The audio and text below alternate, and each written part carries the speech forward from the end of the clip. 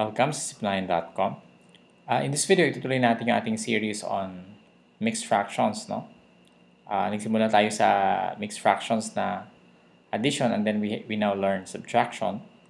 So dito ay ang pag-aaralan natin ay subtraction of mixed fraction whose fractional parts are dissimilar, no?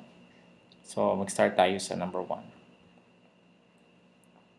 So 7 and 2/5 minus 1/6. So dito makikita natin yung fractional parts gaya ng sinabi ko kanina ay dissimilar. So we have to get the LCD, no? Yung dalawang fractions na ito. And we can get the LCD by getting the LCM of 5 and 6. So ang LCM ng 5 and 6, no?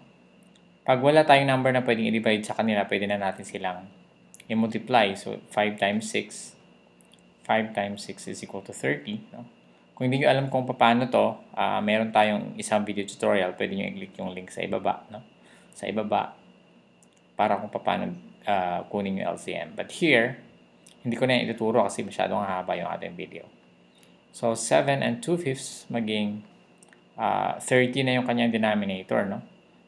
So, 2/5 times something over 30, no? So, 30 divided by 5 is 6 times 2, 12, no? So, dinidivide natin yan and then minumultiply dito. Or another way of looking at it is, what did we multiply by 5 to get 30? 5 times 6 is 30, therefore we also multiply by 6. So 12. Next one, 6 is equal to something over 30. 1/6 natin dito. So 30 divided by 6 is 5 times 1. 5.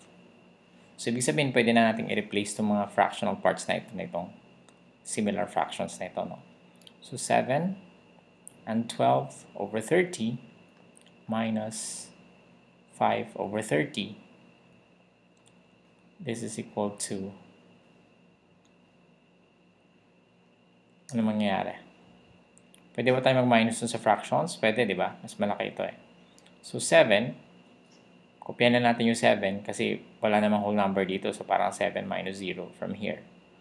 And then 12 minus 5, 7 over 30. No? Pag-aaralan na natin, pag nag-minus tayo ng similar fractions, we just subtract the numerator and copy the denominator. No? Okay, so number 2, we have 3 and 1/4 minus 3/8. Okay?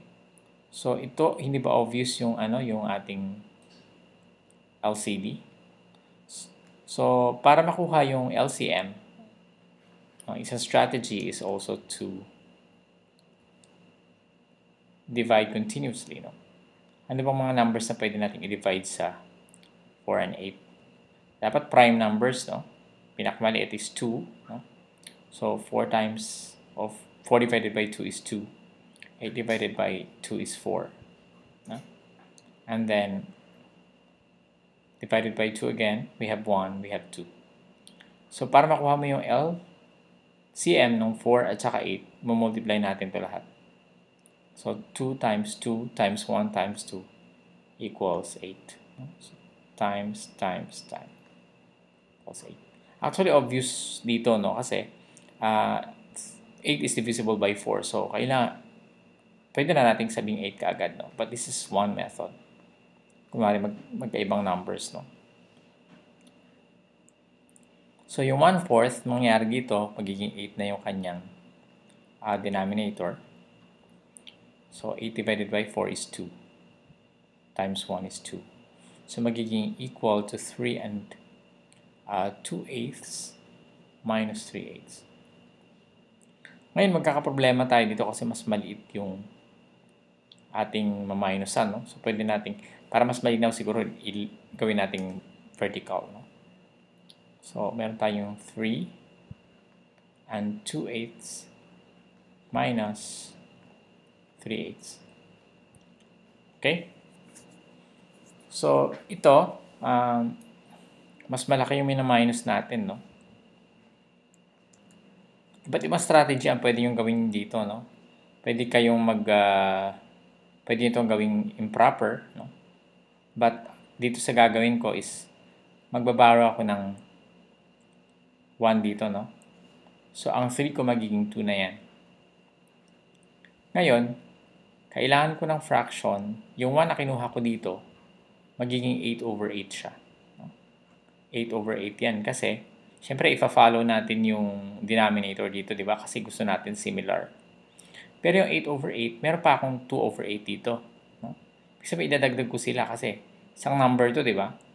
So, ang 8 over 8 tsaka 2 over 8, similar fractions yan. So, i-add lang natin yung kanyang numerator and copy the denominator. So, this becomes 10 over 8, di ba? 10 over 8.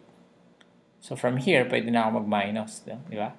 So, 2 minus nothing here sa whole number. I have 2 and then 10, 8 minus 3, 8 is 7 over 8.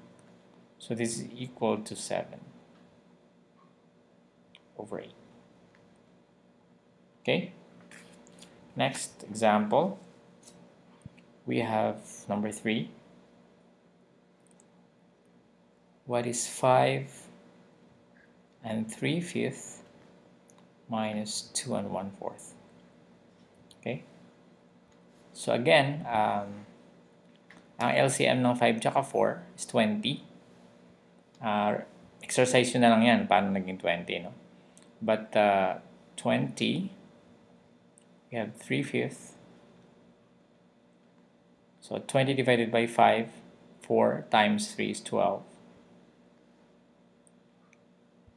And then 1/4 equals to something over 20. 20 divided by 5, divided by 4. 5 times 1 is 5.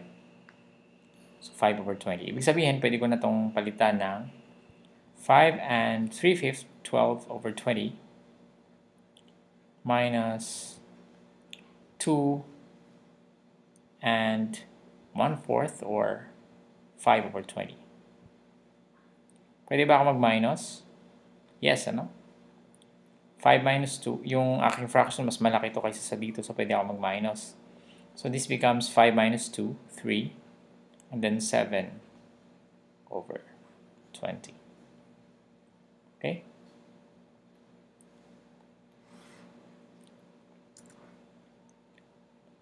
Number 4. Ito na yung pinaka-last example natin. We have 6 and 1/8 minus 2 and 3/5.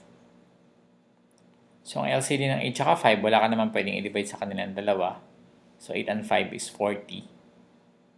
So, paano natin yung 1/8? Gagawin natin something over 40. This is 1/8. Something over 40. LCD is 40. Oh, LCM, sorry. LCM of 8 and 5. So 40 divided by 8 is 5 times 1 is 5.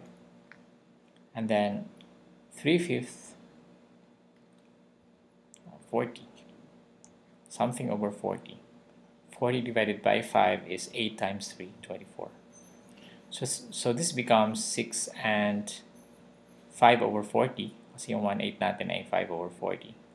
Minus 24. 2 and 24 over 40. May problema tayo kasi dito, no? Mas malaki na naman itong ating subtrahend dito sa minuend natin, no? So, para mas mali na gawin nating vertical. So, we have 6 and 5 over 40, no? Minus 2 and 24 over 40. Cannot be ito, no? So, magbabaro ulit tayo ng 1 dito. So, pwede kong gawing 5 ito. Again, maraming strategy dito, no? Isa strategy lang tinuturo ko sa inyo, no? And I think this is easier compared to converting this to improper fractions. So, kukuha ko ng isa dito, magiging 5 ito. Magdadagdag ako ng isa dito. So, since 40 ang aking denominator, similar to, no? So, dapat 40 rin yung idadagdag ko, no? 40 over 40. 1, yung 1 na kinuha ko dito, 40 over 40 is 1, idadagdag ko siya dito. So, hindi naman ako nagbago na number kasi nagbawas ako ng 1 and then nagdagdag ako ng 1. Kaso may 5 over 40 ako dito. So, this becomes 40 plus 5. This becomes 45 over 40. 45 over 40. Pwede na ba ako mag-minus? Yes, 45 minus 24 is 21 over 40. And yung aking whole numbers, 5 minus 2. 5 na lang ito kasi nagbawas na tayo na isa. 5 minus 2 is 3. So the correct answer is 3 and 21 over 40. So I hope meron kayo natutunan sa video na to. I-invite ko kayo sa zip9.com. Punta kayo dito kasi nandyan yung ating mga videos. Yung listahan ng ating mga videos ang pagkakasunod-sunod. Mas okay kung mapanood nyo siya ng sunod-sunod. And then if you're watching in YouTube, invite ko rin kayo mag-subscribe. Dahil pag nag-subscribe kayo ay may inform kayo sa inyong emails in case may bago tayong video. Of course, in-invite ko rin ng lahat na i-share niyo sa inyong mga friends ito. Dahil I'm sure makakatulong din sa kanila itong mga videos na ito. Maraming salamat and see you in the next tutorial.